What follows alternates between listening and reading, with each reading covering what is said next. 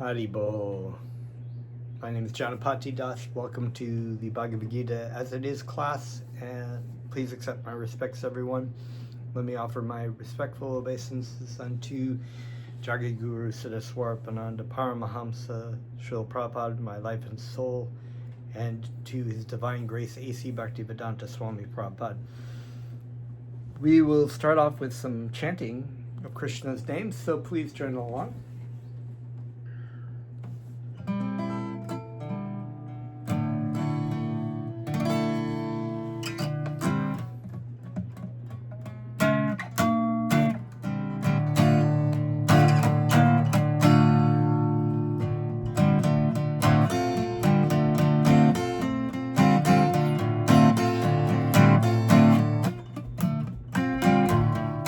Namo Siddhaswarapananda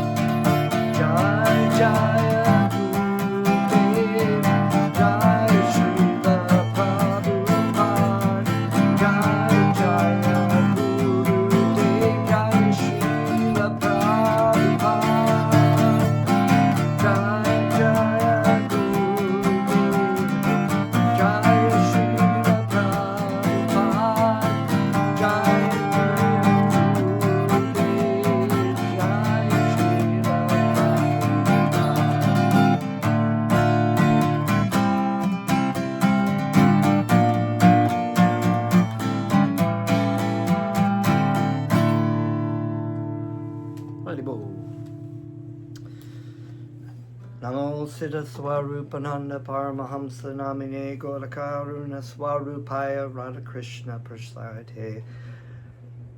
Om Namo Bhagavate Vasudevaya. So, we're going to continue.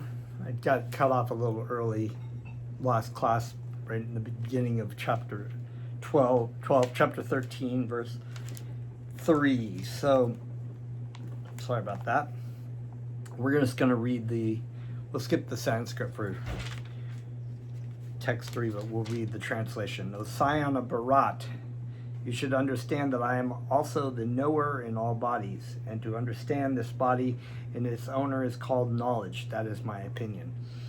So, of course, Arjuna wanted to know more specifics about Prakriti, or material nature, Purusha, the enjoyer, and the field, the knower of the field, the knowledge, and the end of knowledge.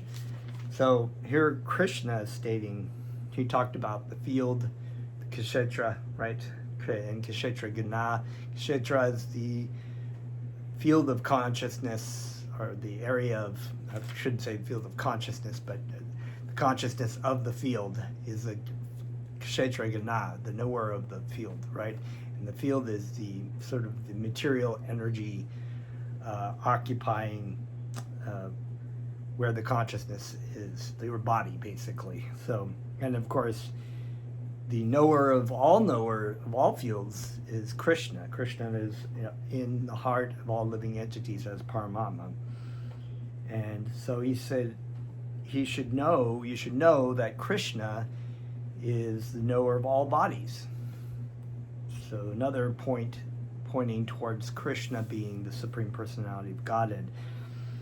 And to understand the body and its owner is called knowledge. That is my opinion. Of course, Krishna's opinion is the absolute truth. So we don't, well, that was Krishna's opinion, and this is my opinion, and that's, John's opinion, and this is Ralph's opinion. And no, Krishna's opinion is the absolute truth. Every other one is just like speculative.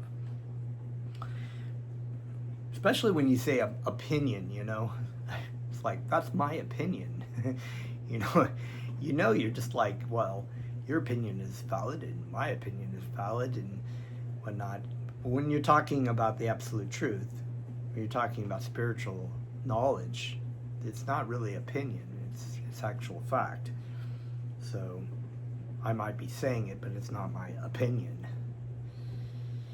While discussing the subject of this body and the owner of the top body, the soul and the supersoul, we shall find 3 different topics of study: the Lord, the living entity, and matter.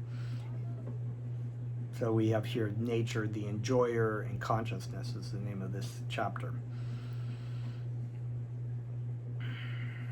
In every field of activities in every body, there are 2 souls: the individual soul and the supersoul. So we have the Atma, Jivatma, and the Paramatma. Because the supersoul is the plenary expansion of the Supreme Personality of Godhead, Krishna. Krishna says, I am also the knower, but I am not the individual owner of the body. I am the super knower. I am present in every body as the Paramatma, or supersoul. One who studies the subject matter of the field of activity and the knower of the field very minutely in terms of this Bhagavad Gita can attain to knowledge. The Lord says, I am the knower of the field of activities in every individual body. The individual may be the knower of his own body, but he is not in knowledge of other bodies. So just like I was stating yesterday about some people believe that you, as monists, that you can expand your consciousness and be aware of your oneness as God. But it's just a trick of the mind. And I had a friend who, not really a friend, just more of an acquaintance, who thinks he's God, and he was giving me acupuncture one, and he always would say this, and I was just like, roll my eyes, because he would be like, just expand your awareness, to the whole universe as the universe. And I'm just like, that's just a trick of your mind. It's just like speculating. You're not really expanding. And it states here in the Bhagavad Gita that Bhaktivedanta Swami says that you can be the knower of your body, but you can't be the knower of other people's bodies. So then it becomes a thing of like, who's the Supreme Lord? No, I'm actually the Supreme Lord, and you're part of me. No, I'm the Supreme Lord. Who's expanding into who? And are all these people fake? They're not real people. They're just part of your Leela and your pastimes. The Supreme Personality of God, who is present as a super soul in all bodies, knows everything about all bodies. He knows all the different bodies of all the various species of life, because everything animate and inanimate belongs, is owned and controlled by Krishna. They're all expansions, manifestations of Krishna's opulences.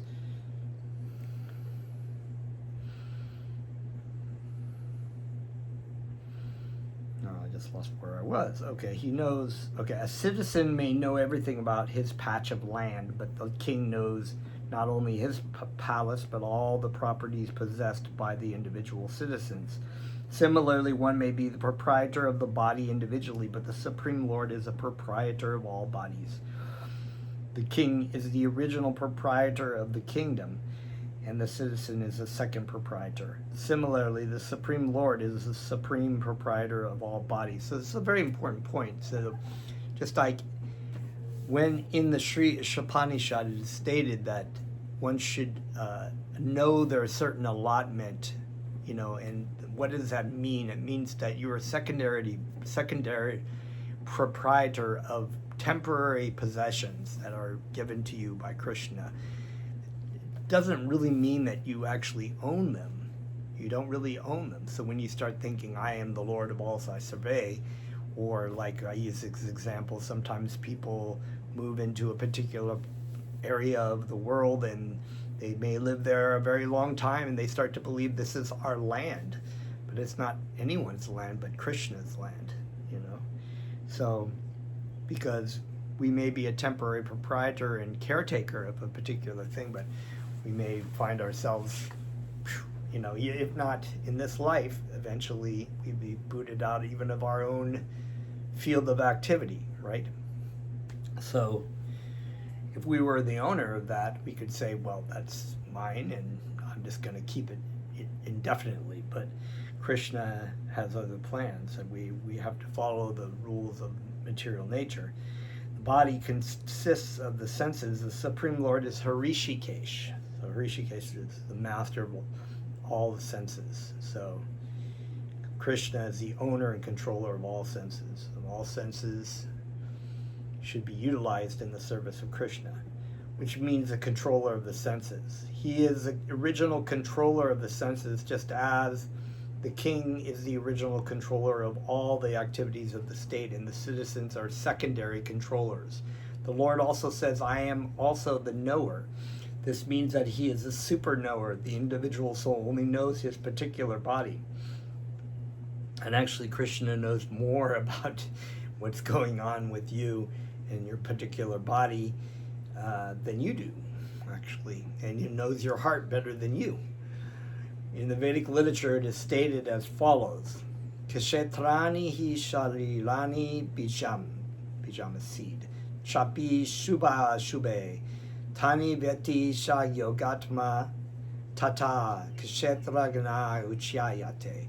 The body is called the kshetra, right? And so in this story, we have the very beginning of the Bhagavad Gita, the first verse.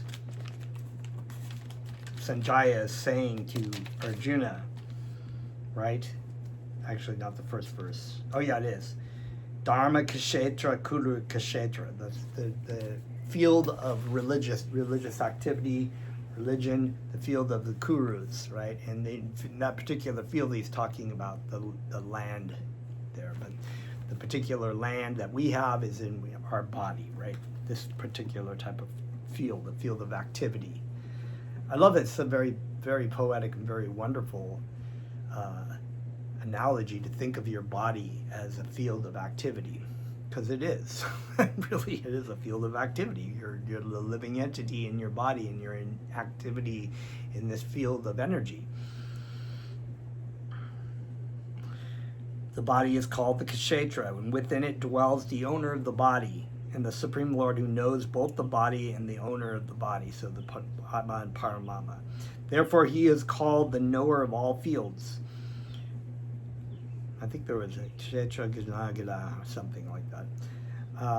The distinction between the field of activities, the owner of the activities, and the supreme owner of activities is described as follows.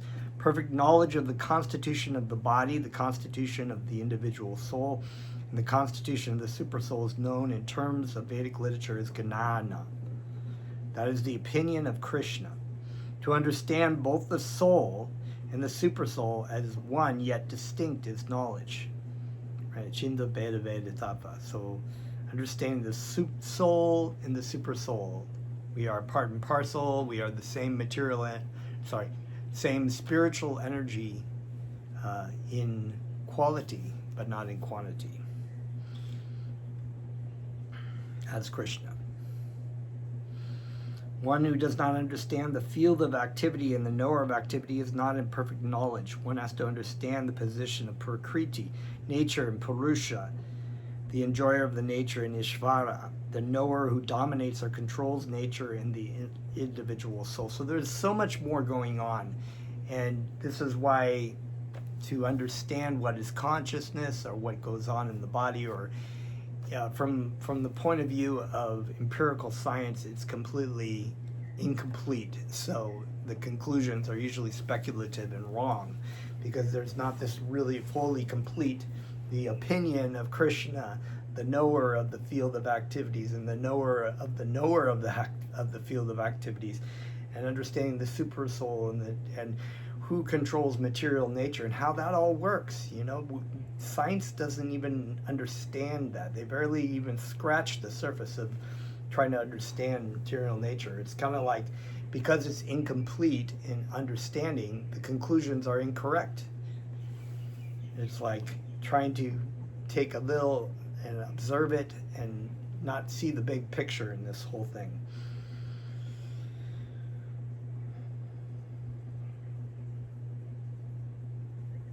One should not confuse the three in their different capacities. One should not confuse the painter, the painting, and the easel. That's interesting. This material world, which is the field of activities, is nature, and the enjoyer of nature is the living entity.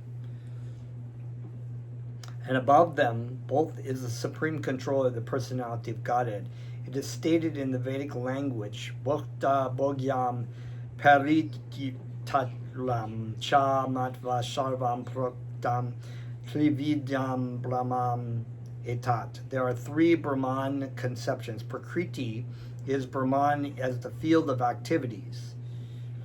And Jiva, the individual soul, is also Brahman and is trying to control material nature. And the controller of both of them is also Brahman, but he is the factual controller.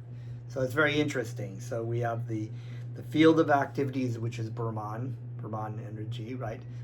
The material energy. We have the enjoyer of the material energy, which is also Brahman, which is the Jivatma. And we have Brahman, which is the super soul, or Krishna, which is the factual controller, which is really the Par Brahman, actually.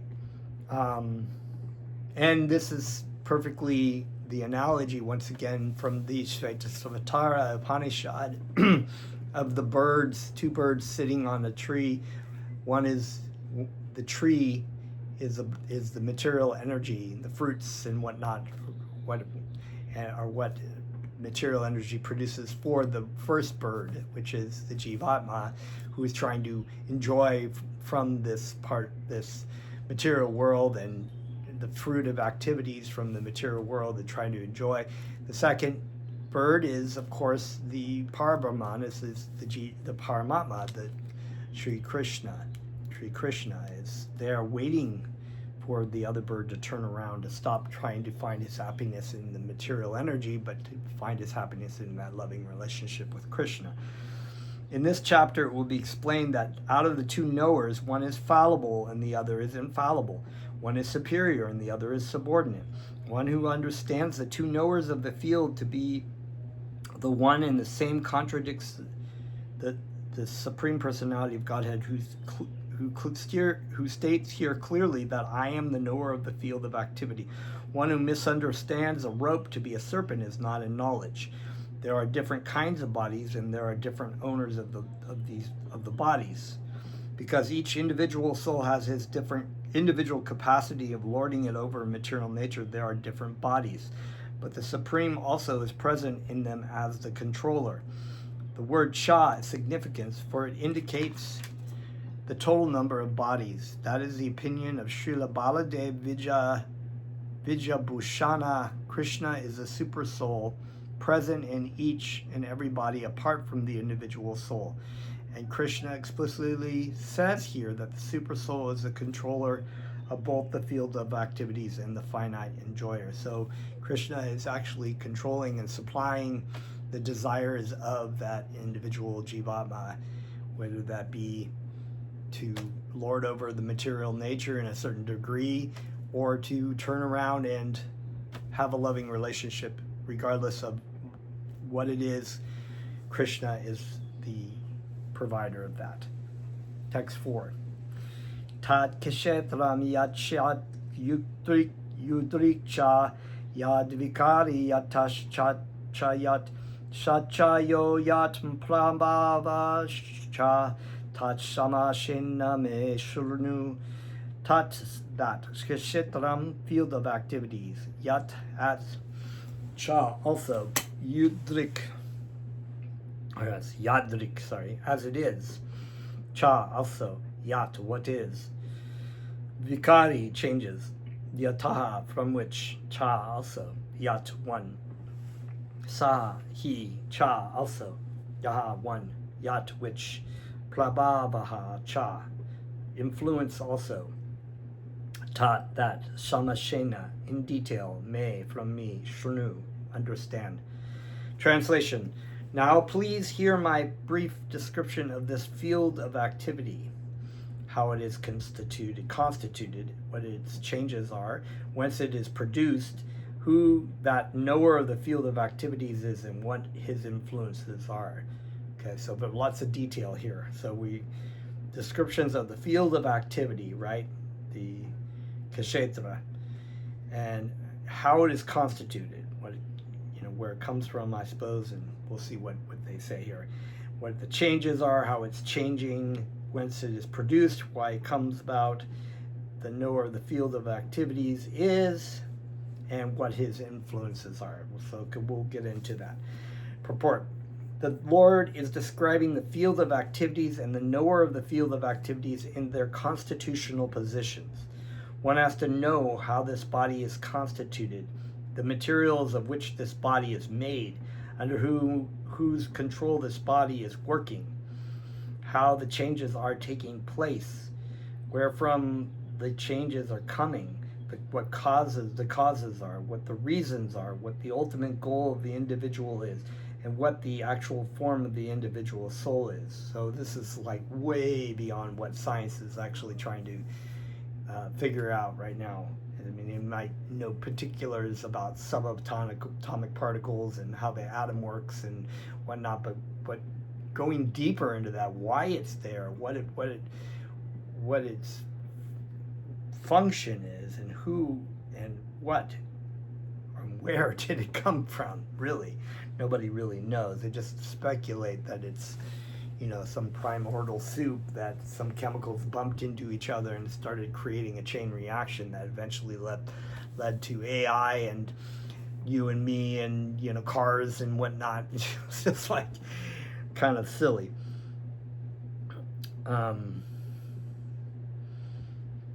One just has to understand the Bhagavad Gita directly. Okay, so where did I leave off? One should also know the distinction between the individual living soul and the super soul, the different influences, their potentials, etc. One just has to understand this Bhagavad Gita directly from the description given by the Supreme Personality of Godhead, and all this will be clarified. But one should be careful not to consider the Supreme Personality of Godhead in every body and individual soul to be the jiva. This is something like equalizing the potent and the impotent. Text 5. Rishibir Bahudya Gitam Chandobir Vividai Pritak Brahma Sutra Padaish Chaiva Hetu Madbir Vinishchitai Rishibi, by the wise sages. Bahudya, in many ways. Gitam, described. Chandobihi, Vedic hymns. Vividhai, in various. Pritak, variously. Brahma Sutra, the Vedanta. Padaihi, aphorism. Cha, also. Eva, certainly.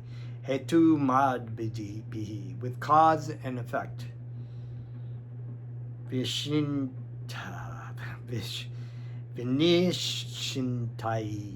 ascertain. That knowledge of field of activities and the knower of activities is described by various sages in various Vedic writings, especially in the Vedanta Sutra, and is presented with all reasoning as to cause and effect. Interesting. The Supreme Personality of Godhead, Krishna, is the highest authority in explaining this knowledge. Still, as a matter of course, learned scholars and standard authorities always give evidence from previous authorities. Krishna is explaining this most controversial point regarding the duality and non-duality of the soul and the supersoul by referring to scriptures, the Vedanta, which are accepted as authority. First, he says, this is according to different sages. As far as the sages are concerned, beside himself, Vyasadeva, the author of the Vedanta Sutra, is a great sage, and in the Vedanta Sutra, duality is perfectly explained. And Vyasadeva's father, Parashara, was also a great sage, and he writes in his books of religiosity, Aham Tavam Cha Adthanye. We, you, and I, and various other living entities are all transcendental, although in material bodies. Now we are fallen into the ways of the three modes of material nature according to our different karma. So the material energy, you are placed into different particular bodies and particular modes of material nature because of the activities of our previous lives. As such, some are on higher levels and some are on lower nature. Some are in the lower nature. So you can see that very wide. You know, we have the human form of life. We have bugs and flies and plants and cats and dogs and cows and all kinds of different species of life. And those are living entities in those bodies because of the particular consciousness and karmic reaction that they karma that they engaged in their previous life, that they're paying off.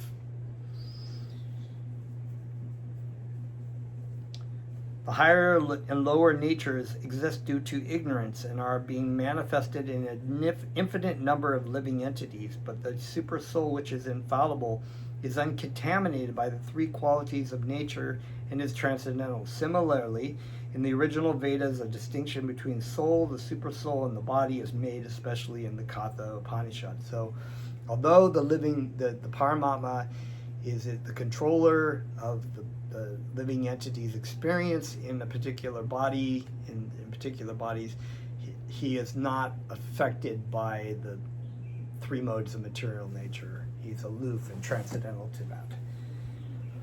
There is a manifestation of the Supreme Lord's energy known as Annamaya, by which one depends simply upon food for existence. This is a materialistic realization of the Supreme. Then there is Pranamaya. This means that after realizing the Supreme Absolute Truth in foodstuff, one can realize the Absolute Truth in the living symptoms or life forms. In Ganamaya, the living symptom develops to the point of thinking, feeling, and willing. Then there is a Brahman realization, and a realization called the Ganamaya, by which the living entity's mind and life symptoms are distinguished from the living entity himself. This is really fascinating. So there's different manifestations of Krishna's energy that have to do with realization, greater and greater realization. The next and supreme stage is Anandamaya, realization of an all blissful nature. Thus, there are 5 stages of Brahman realization, which are called Brahmapucham. So 5 stages called Brahmapucham. I want to write this all down in a notebook because this is really cool. Brahmapucham. Out of these, the first 3, Annamaya, Pranamaya, and Ganamaya, involve the fields of activities of the living entities. So those are the material body, having to do with the material body. So that's material realization of depending on food for existence. Pranamaya, realizing the supreme absolute truth within food stuff, and then realizing thinking, feeling, and willing. Transcendental to all these fields of activities is the Supreme Lord, who is called Anandamaya. In the Vedanta Sutra, also the Supreme is called Anandomaya Bayashat. The Supreme Personality of God is by nature full of joy, and to enjoy is transcendental bliss. He expands into Viganamaya, Pranamaya, Gananamaya, and Annamaya. In this field of activities, the living entity is considered to be the enjoyer, and different from him is the Anandamaya. That means that if the living entity decides to enjoy in dovetailing himself with the Anandamaya, then he becomes perfect. Wow, okay.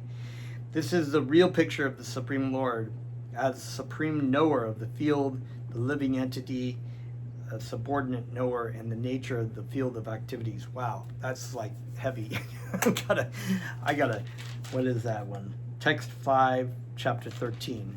I want to mark that down somewhere. Anyway, I'll remember that. I got to study that purport. That was a little like, whoosh. That was very technical. I have to like read up on that a little bit more. Text 6 and 7. All right. Long verse. Mahabhutani ahankaro buddhir avyaktam evacha indriyani dakshakyam cha pancha chandriya gocharaha icha deveshaha shukam dukam sangata chetana dirti eta kashetram samashena savila vikralam udalitam. Mahabhutani, great elements. Ahankara, false ego. Buddhi, intelligence. Avyaktam, the unmanifested. Eva, certainly. Cha, also. Indriyani, senses. Dasha ekam, 11. Cha, also. Pancha, 5. Cha, also. Indriyani gocharaha, objects of the senses. Icha, desire. Deveshaha, hatred. Shukam, happiness.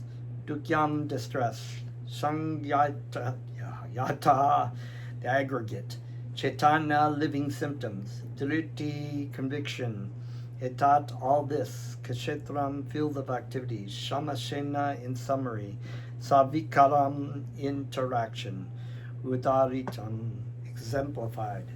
The 5 great elements: false ego, intelligence, the unmanifested, the 10 senses, the mind, the 5 sense objects: desire, hatred, happiness, distress, the aggregate, the life symptoms, and convictions.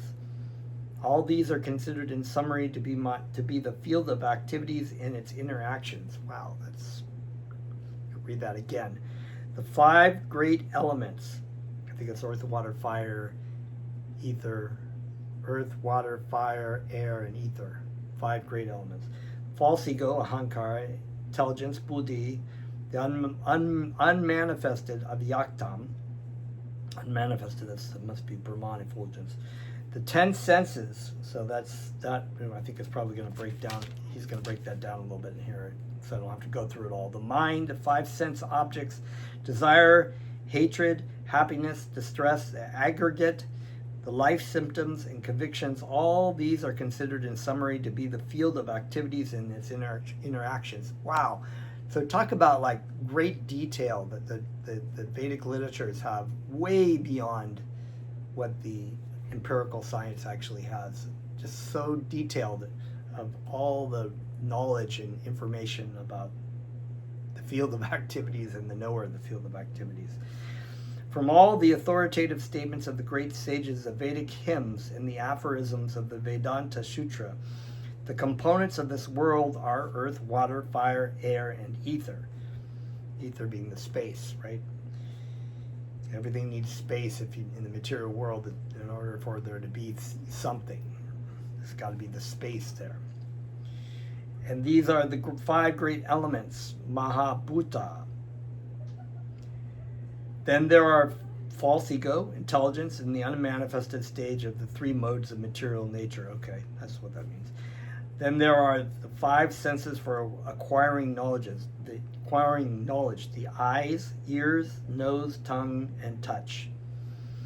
Then the 5 working senses, voice, legs, hands, the anus, and the genitals. Then above the senses there is the mind, which is within, and which can be called the sense within. So the mind is considered to be a sense. I guess what they would say, the 6th sense, right? Therefore, including the mind, there are 11 senses altogether. Then there are the 5 objects of the senses: smell, taste, warmth, touch, and sound. Now the aggregate of these 24 elements is called the field of activity. If one makes an analytical study of these 24 subjects, then he can very well understand the field of activity. So this is Sankhya Yoga, right? So it's very descriptive description of the material world and the spiritual world, the difference between the two, and who is the controller of both. Then there is desire, hatred, pleasure, and pain, which are the interactions, representations of the 5 great elements in the gross body. I think we need to make a chart of this. This is pretty amazing. The living symptoms represented by consciousness and conviction are the manifestation of the subtle body, mind, ego, and intelligence.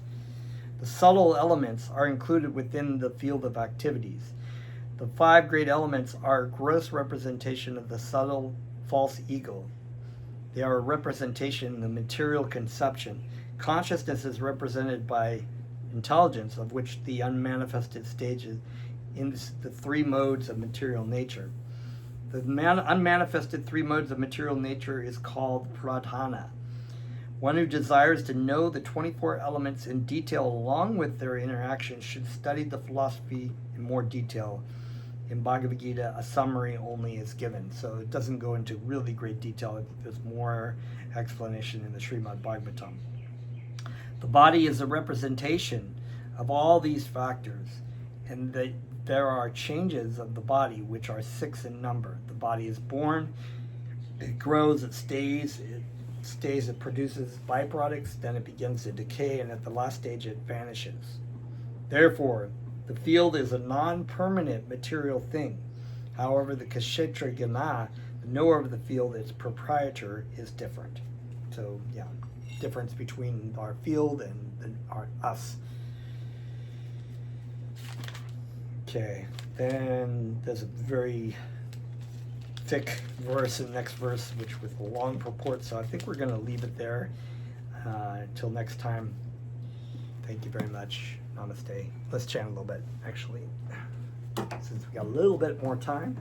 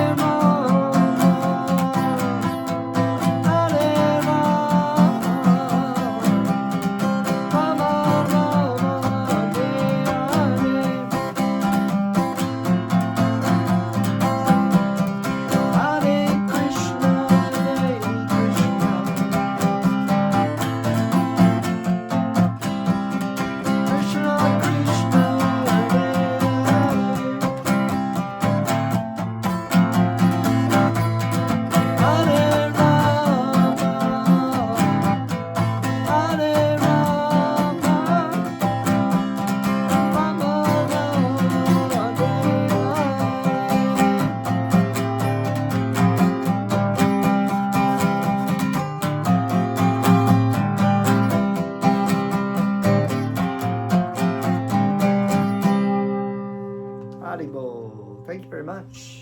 See you next time.